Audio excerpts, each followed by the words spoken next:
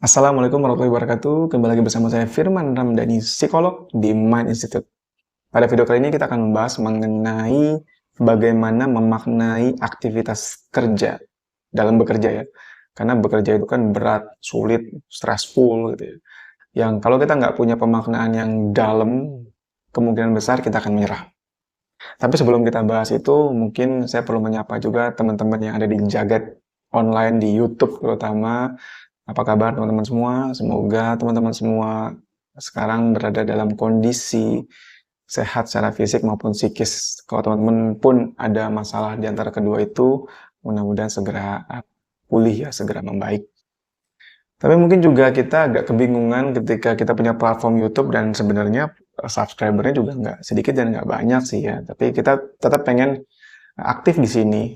Tapi ada juga IG, ada Instagram, ada Reels, ada ada blog juga, dan kita lumayan aktif di blog website kita di mindinstitute.id.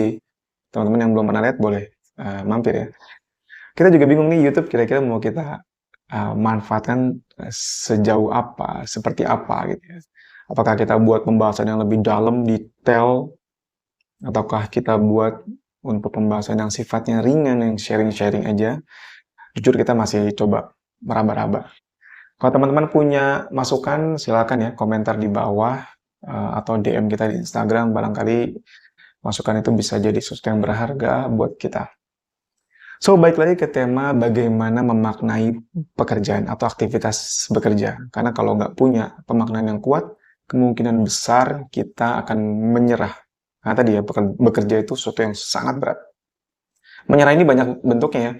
Bisa menyerah dengan jadi malas-malasan, nggak produktif, menunda-nunda tugas, atau menyerah dalam artian yang lebih jauh gitu, seperti keluar pekerjaan tiba-tiba tanpa bilang, atau mungkin ya resign gitu.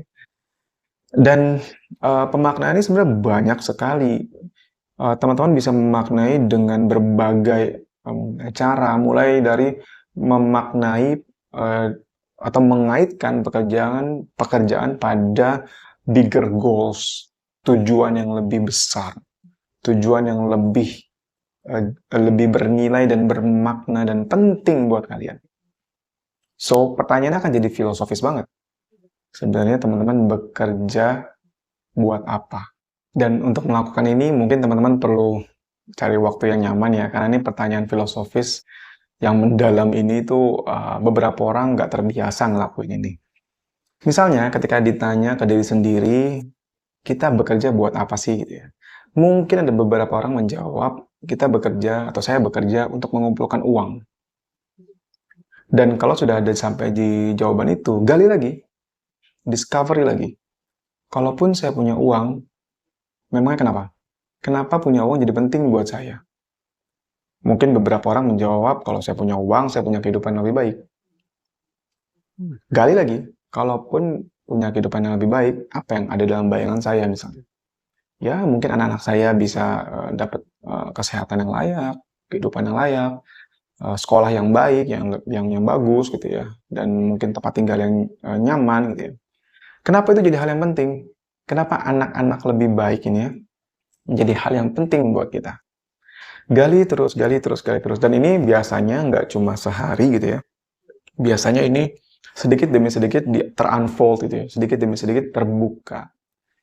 Ketika kalian sudah mendapatkan jawabannya, ingat-ingat ya. Terhubunglah kembali dengan jawaban tersebut ketika kalian menghadapi kesulitan atau beratnya atau stresnya pekerjaan. Supaya bisa mengkompensasi besarnya tekanan dalam pekerjaan. Karena dengan mengingat bahwa yang kalian lakukan sekarang nih, sebenarnya adalah titian atau langkah-langkah kecil menuju goals yang besar gitu ya. Greater goals atau important goals, goals yang penting buat kita, itu bisa membuat kita punya mood booster. Membuat kita punya booster motivasi. Karena biasanya nih ya, ketika kita menghadapi banyaknya tekanan, stresnya, pekerjaan sehari-hari, kita lupa tuh bahwa kita ini sedang menuju sesuatu yang besar, yang penting, sesuatu yang goals kita tadi.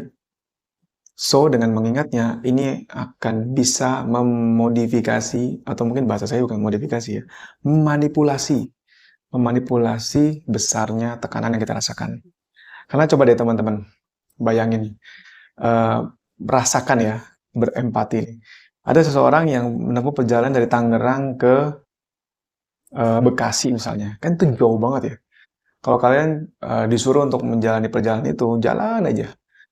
Pasti mungkin udah ngeluh duluan sebelum disuruh gitu, sebelum melakukannya udah ngeluh duluan. Apalagi pada saat menjalaninya. Tapi ketika perjalanan itu adalah untuk menemui kekasih gitu ya. Misalnya suami atau istri atau menemui anak yang sudah lama atau orang tua yang sudah lama tidak kita kunjungi, kangen banget gitu ya.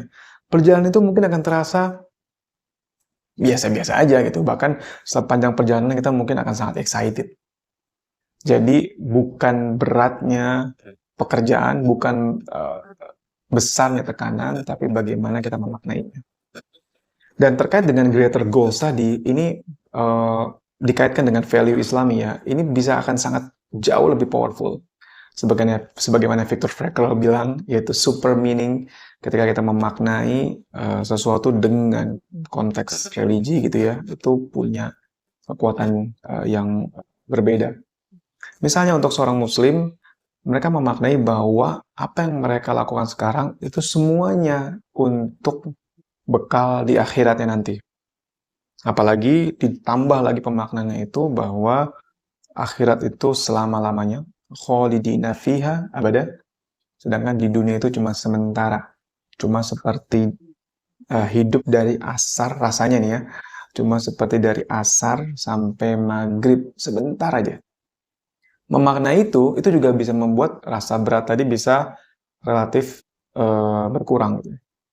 Apalagi kita tambah pemaknaan kita bahwa apa yang kita lakukan ini adalah karena perintah Allah Subhanahu wa taala menjemput rizkinya untuk memberikan kehidupan yang layak buat keluarga kita, untuk diri kita sendiri gitu.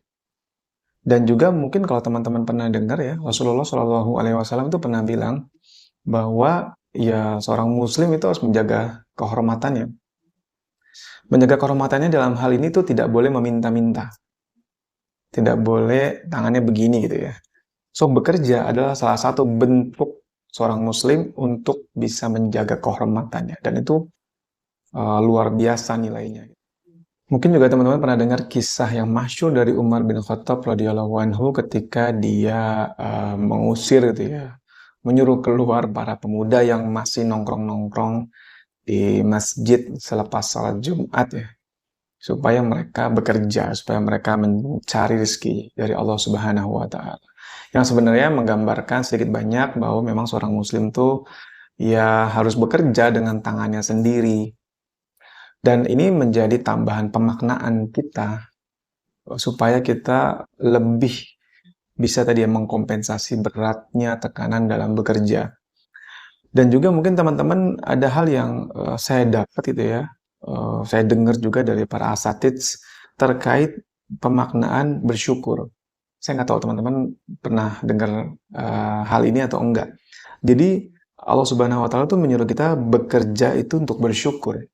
Nah, ini diambil dari Quran surat Saba ayat 13 ketika Allah memerintahkan Nabi Daud alaihissalam untuk bekerja. Kurang lebih terjemahannya seperti ini, bekerjalah wahai keluarga Daud untuk bersyukur.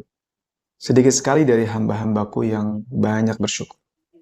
So, bekerja buat bersyukur ini kayaknya another level, gitu. Karena jarang dibahas kayaknya ya. Jadi, kenapa mesti bersyukur? Karena pada saat itu kita masih sehat. Kalau kita udah lagi sakit gitu ya, kita pasti nggak bisa kerja. Kemarin saya pernah bikin cerita juga, pada saat suara saya hilang, saya nggak bisa kerja. So, bekerja adalah bersyukur bahwa suara saya masih baik-baik aja. Allah masih ngasih suara yang sempurna gitu ya, yang normal. Bekerja supaya mensyukuri bahwa ya tubuh kita masih sehat, sendi-sendi kita masih alhamdulillah sehat, dan juga termasuk mensyukuri ilmu yang diberikan Allah kepada kita. Nah, ini yang mungkin suka terlewatkan gitu ya, bekerja untuk bersyukur. Dan mungkin teman-teman nanti punya juga pemaknaan-pemaknaan lain yang kalian dapat baik secara umum gitu ya, maupun dalam konteks Islamic value. Kalau ada teman-teman boleh ya tambah di bawah, barangkali kita bisa diskusi lebih jauh dan mungkin juga bisa membantu teman-teman lain yang sedang dalam kesulitan dalam pekerjaannya dia. Tapi tentunya pemaknaan ini sesuatu hal yang nggak boleh terlepas dari banyak hal lainnya, yaitu misalnya strategi dalam bekerja. Misalnya ketika kita sudah memaknai, kita lebih semangat, tentunya kan kita juga belajar dong. Banyak hal terkait misalnya teknisnya dalam pekerjaan, kita perlu jago juga dong, ya nggak sih? Kita juga perlu belajar manajemen kerja yang baik, manajemen komunikasi yang baik, bagaimana menyampaikan pendapat, asertif sama orang lain, gimana mungkin berorganisasi, dan lain sebagainya. Tapi pemaknaan ini sesuatu yang sifatnya individual dan sangat personal dan sangat deep. Ini yang mungkin butuh waktu, butuh pelan-pelan untuk digali, dipahami, dan diyakini. Semoga bermanfaat video kali ini. Sampai bertemu di video berikutnya. Assalamualaikum warahmatullahi wabarakatuh.